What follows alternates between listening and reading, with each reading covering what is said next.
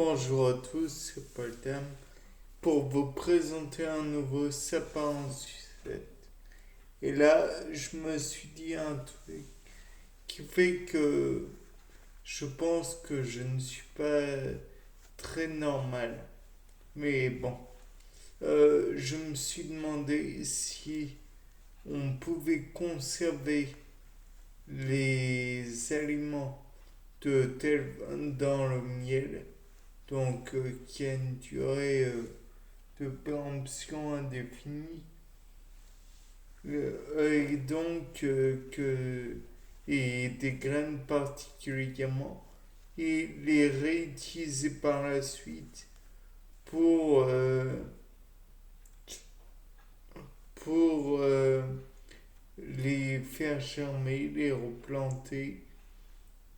Bon, je vous avoue que j'ai entendu parler de graines très déshydratées qui avaient été retrouvées entre les pierres d'une pyramide ou je ne sais plus quoi. Mais le fait que les graines soient plongées dans un liquide, certes peu hydraté, et contenant aussi de la toxine botuliniste, car il ne faut pas oublier qu'il n'y a pas d'oxygène, donc la bactérie botulique, Clostridium botulinum, peut sûrement survivre dedans.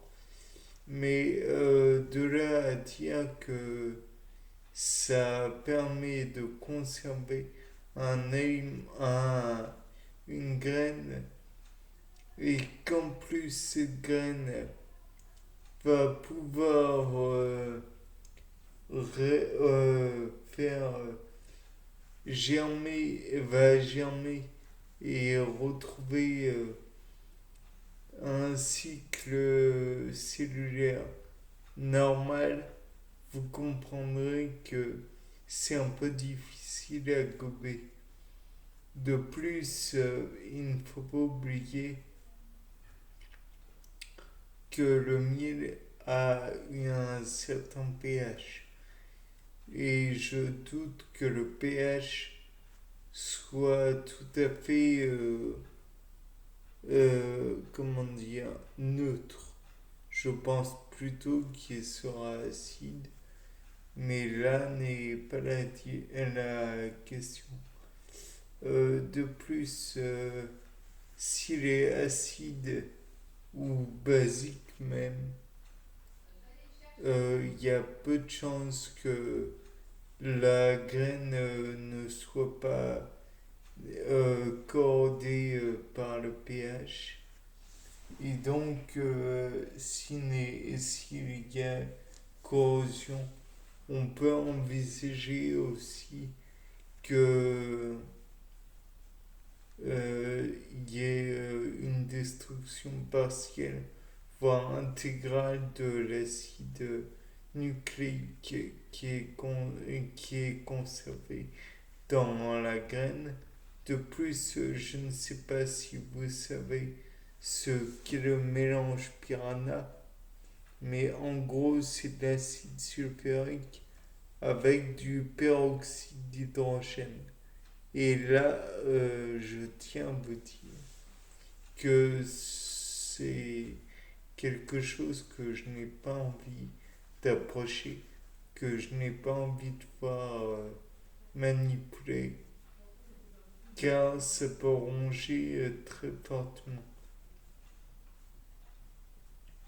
De plus, il est envisageable que donc il y ait du peroxyde d'hydrogène, un puissant oxydant comme vous le savez. Et par la suite, on pourrait aussi envisager le fait qu'il y a des acides aminés probablement, puisque le pollen est tracté en même temps par les abeilles. Donc, s'il est, s'il est déposé dans les alvéoles, même si c'est peu, peu de pollen qui est déposé dans les alvéoles, on peut envisager qu'il y en a. Et les protéines sont constituées d'acides aminés. Et les acides aminés ont un pH variable, certes, mais dans acide aminé, on entend acide et amine. Je sais que de prime abord, ça n'éveille rien comme idée chez vous, puisque ça ne vous intéresse peut-être pas. Mais dans l'idée de l'acide aminé, il y a l'acide carboxylique qui peut être fait. Et l'ammoniac, si je me rappelle bien, oui, NH3 et HCOOH. Bon, dans les deux cas, je pense que l'on risque de souffrir fortement si l'on est plongé dedans. De plus, il doit y avoir d'autres acides et bases qui doivent pouvoir être faits à partir de de des protéines en question. Et je pense aussi qu'il y a des molécules qui peuvent être issues de la plante qui a été butinée. Par exemple, si c'est du thym, par exemple, qui a été butiné, il faut savoir qu'il y aura du thymol. Et le thymol est je ne sais combien de fois l'équivalent du phénol. Phénol qui est employé pour désinfecter les salles de chirurgie, qui ne tolèrent donc pas la moindre bactérie pour éviter tout risque de septicémie. Donc on peut envisager que comment dire, le phénol est vraiment très nocif pour la vie humaine. Bien, à part ça, je pense que j'ai fait le tour de tout ce qui pouvait être.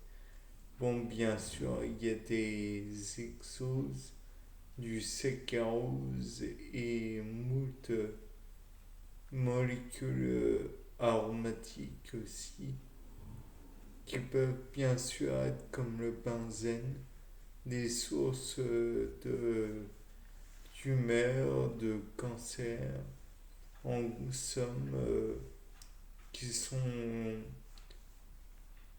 tumorigènes.